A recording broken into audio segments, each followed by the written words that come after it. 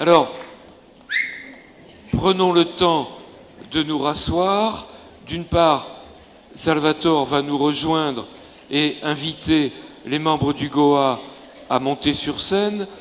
Juste avant, pendant la pause qui suivra, je voulais vous signaler que Marie-Monique Robin, qui assurera l'intervention d'après la pause et de fin de matinée, l'intervention d'ouverture, sera au stand de la librairie pour procéder à quelques dédicaces de ses ouvrages, si vous le souhaitez.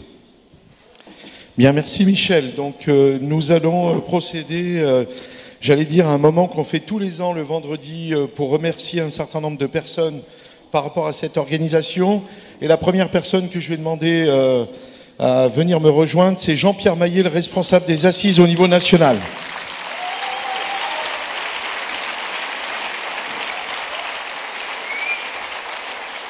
Merci. Bien, bonjour à tous. Bonjour à tous ceux qui sont en pleine forme. Juste vous dire que les assises et l'événement que vous venez de vivre, vous êtes encore en train de vivre, parce que ce n'est pas fini. Évidemment, on attend encore avec attention l'intervention de Marie-Monique Robin. C'est une grosse organisation, c'est un gros travail. C'est un groupe d'organisation des assises qui travaille pendant 16 mois. Et je vais y revenir tout à l'heure, parce que je vais parler un petit peu d'eux plus précisément. Mais ce groupe s'accompagne aussi de différentes personnes qui viennent les entourer, les épauler.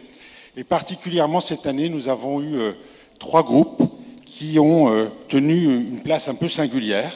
Et je voudrais tout d'abord, avant de faire venir le Goa sur scène, on va faire venir un par un ces groupes-là pour parler un petit peu d'eux. Et le premier groupe qui va monter sur scène avec son enseignante Marie-Blanche Fontaine, c'est le lycée Mathias de Châlons. Si vous voulez bien monter sur scène, les jeunes...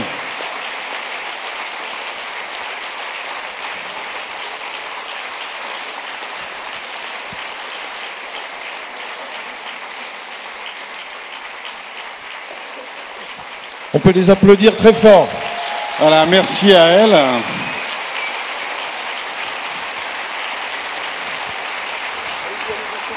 Alors,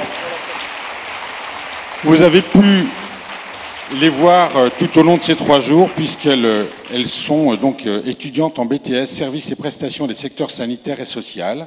Ce seront donc des futures collaboratrices des établissements et services, de nos services. C'est le lycée Mathias de Châlons, donc encadré par Madame Fontaine, et qui ont été là pour vous accueillir dans les salles, vous placer, etc. Donc elles ont mis à l'honneur leur métier. Merci de les applaudir. Alors j'en profite pour faire un petit clin d'œil à Patricia du Goa, du groupe d'organisation des assises. C'est Patricia qui les a coachés et accompagnés pendant ces 3 jours. Le deuxième groupe, c'est le centre de formation Promotifitel. Si vous voulez bien monter sur scène.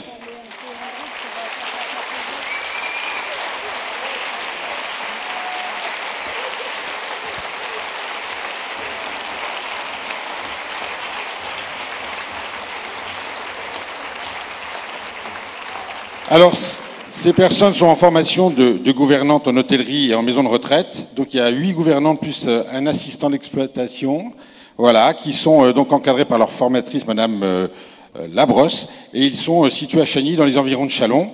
Vous avez pu les voir donc pendant ces journées, puisqu'elles ont tenu le vestiaire et ont pu vous accueillir tous les matins et au cours de la journée.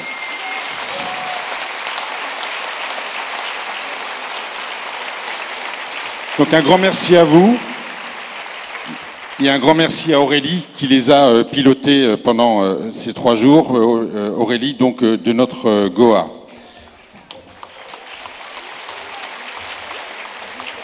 Et enfin, le 3e groupe, ce sont les jeunes de l'unité éducative d'accueil de jour de la PJJ qui ont tenu, si vous voulez bien venir,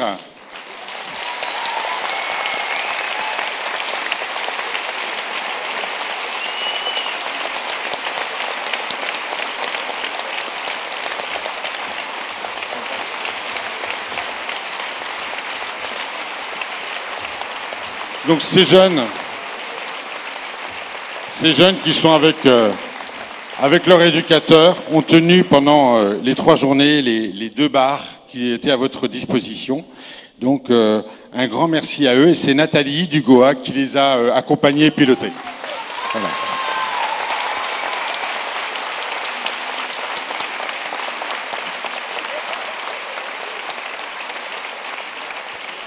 Alors, je vous disais, l'organisation des assises, c'est 16 mois de travail, une réunion par mois, un accompagnement par un collectif donc de la commission assise du CNAIMO, que j'ai la chance de piloter depuis pas mal d'années, avec Salvatore, Anaïs Hérin, Alexandra Vierez, si vous voulez bien nous rejoindre aussi. Donc tous les 4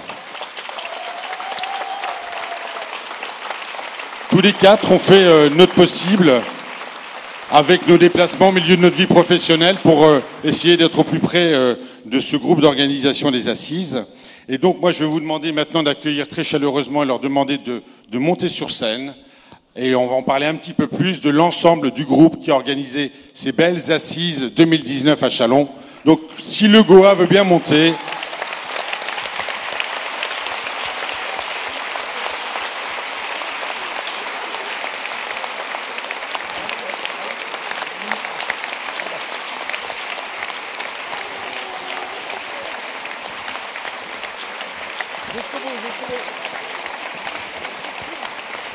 Vous pouvez les applaudir très chaleureusement.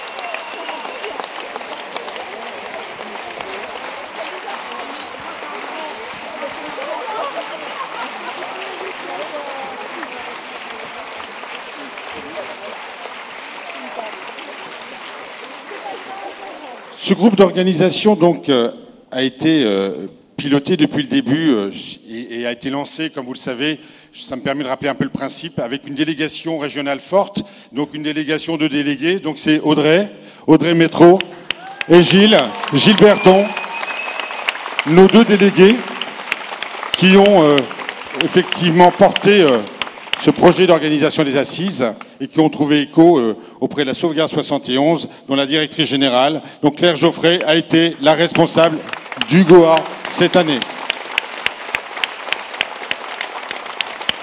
Je voulais remercier particulièrement, donc évidemment, Audrey et Gilles, puisqu'en plus, ils ont eu la responsabilité de porter la commission communication pour Audrey et la commission animation pour Gilles. Un remerciement particulier pour Vincent Rizzi, qui était à la tête de la commission thème. Vincent. Alors, juste Vincent Rizzi, c'est le fameux éducateur d'Aline Marchand qui donne 200 ans.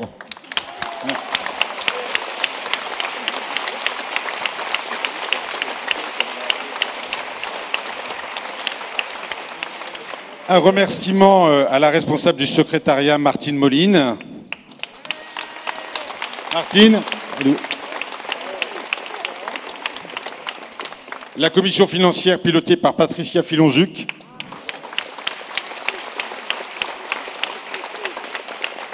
Un gros chantier, la logistique, avec Sylvain Tétu.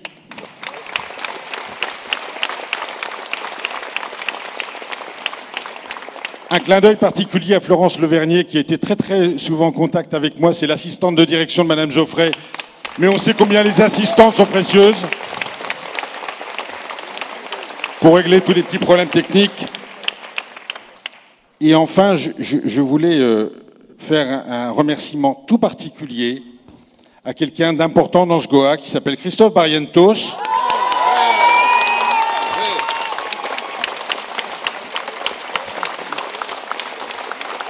Parce que Christophe, il est derrière, donc c'est l'homme de l'ombre, c'est l'homme qui est derrière son clavier, c'est l'animateur et l'ambianceur de ce Goa, c'est celui qui sait envoyer les bons messages quand il faut pour remonter le moral de tout le monde, et ça, c'est essentiel.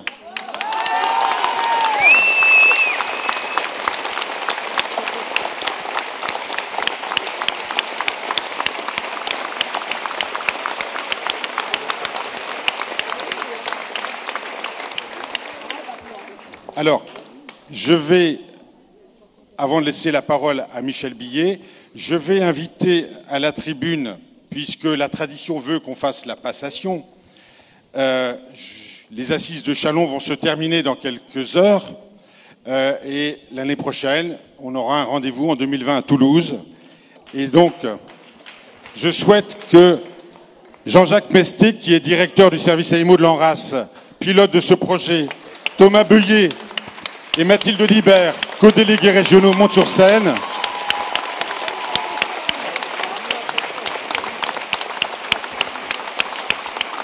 Alors c'est toujours un moment très agréable parce qu'on remercie ceux qui ont bossé et on fout la pression aux 3 autres. Donc rendez-vous à l'année prochaine avec eux. Voilà.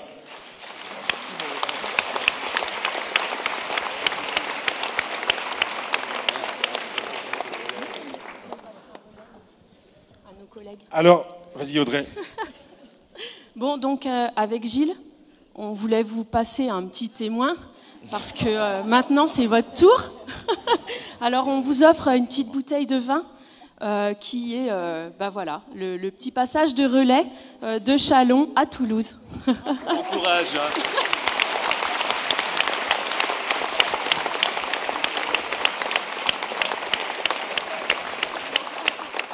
Alors, juste avant que Michel prenne la parole et fasse sa traditionnelle fable sur la thématique, je voulais spécialement le remercier, puisqu'il nous anime depuis des années les assises et on sait ce qu'on lui doit. Voilà.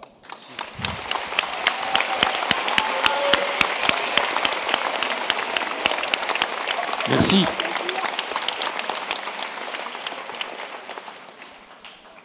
Ma manière à moi de remercier le Goa et tous ceux qui se sont engagés, c'est d'aller chercher chaque année un peu plus profond dans l'œuvre de La Fontaine, une fable, et vous n'imaginez pas ce qu'on peut trouver. Pour cette année, l'éduc et le gamin mendiant. Il y a longtemps que le métier d'éducateur spécialisé répond à des injonctions, des contraintes, des obligations, de nouvelles situations, attirent ainsi l'attention, exigeant anticipation, pratiques nouvelles et solutions, nouvelles démarches de réflexion. On réforme alors la justice, on réorganise les services, on affirme la protection nécessaire et sans condition de tous les enfants malmenés, d'où qu'ils viennent et où qu'ils soient nés. Les mineurs non accompagnés sont ainsi forcément ciblés, public difficile à cerner, à comprendre et à protéger. L'un d'eux, un jour, fut repéré. Il faisait la manche discrètement, assis par terre, souriant, tendant la main vers les passants qui lui semblaient compatissants. Il les remerciait gentiment de lui donner un peu d'argent. Un éducateur d'AMO, passant, regarda le tableau, vit le gamin, il s'arrêta. Par quel mystère était-il là? Où dormait-il? Où vivait-il? Et de quoi se nourrissait-il? Quel âge? 13, 14, 15 ans? Où pouvaient être ses parents? Comment ne pas penser au pire, à l'horreur qu'il avait dû fuir? Pauvre gosse, où va-t-il aller, se dit l'éduc, triste et inquiet. Faudrait qu'il aille dans un foyer pour y être accueilli, soigné, pour dormir, pouvoir se laver. Il y a urgence à signaler.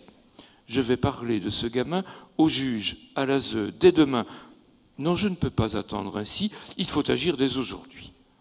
Dès qu'il arriva au service, notre éducateur bienveillant vit sa collègue éducatrice et lui parla très gravement. « Je viens de voir un gosse là-bas, on ne peut pas le laisser comme ça, il est seul, non accompagné, il fait la manche. Son air paumé en dit long sur sa trajectoire, sur son parcours, sur son histoire. On ne peut pas le laisser là, il faut agir. Mais je ne sais pas comment faire pour que dès ce soir, il ne dorme pas sur le trottoir. Faut voir avec la direction, dit la collègue pleine d'émotion. Il doit y avoir une solution, un service, une institution dont c'est le boulot, la mission.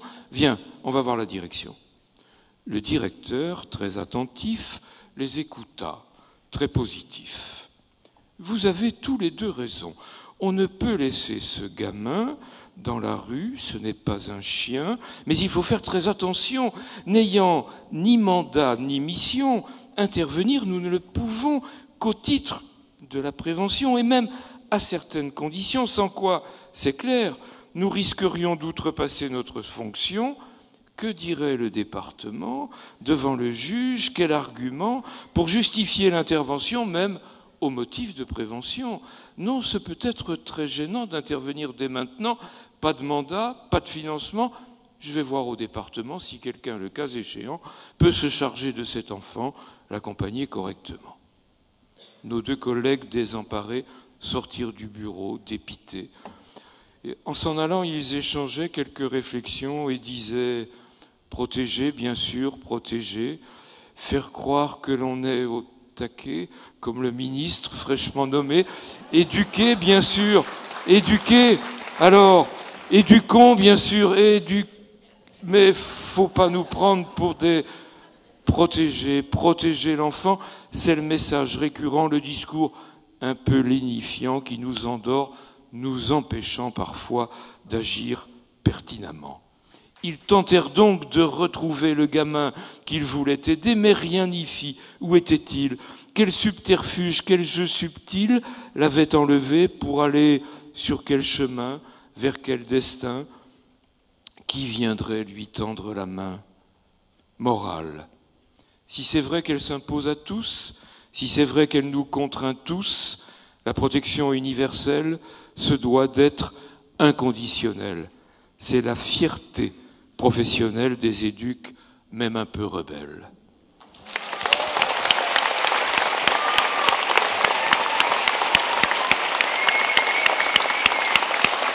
Merci.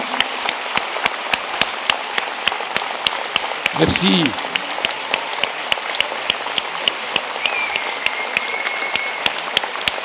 Merci beaucoup.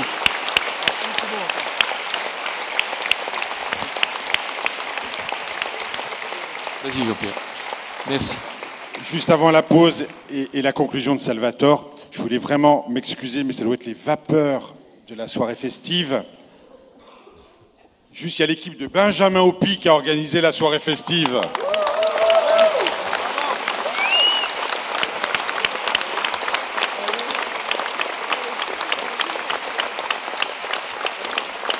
Un grand merci aussi à nos 2 aboyeurs et un remerciement très particulier à Sandrine Dotigny, notre déléguée générale, et Elisabeth, notre secrétaire, qui cette année ont inauguré les inscriptions en ligne totales au départ de notre siège, ce qui n'est pas le moindre du travail, parce que c'est assez énorme. Voilà, donc je voulais vraiment les remercier aussi pour tout le soutien technique qu'ils peuvent nous apporter, tant la commission que le groupe d'organisation des assises. Je vous remercie. Et puis, si je peux me permettre, un merci particulier à toute l'équipe des techniciens, parce que travailler avec moi, c'est pas forcément facile. Et puis un merci également aux comédiens associés qui sont venus scander notre travail. Allez, 10 minutes de pause. À tout de suite.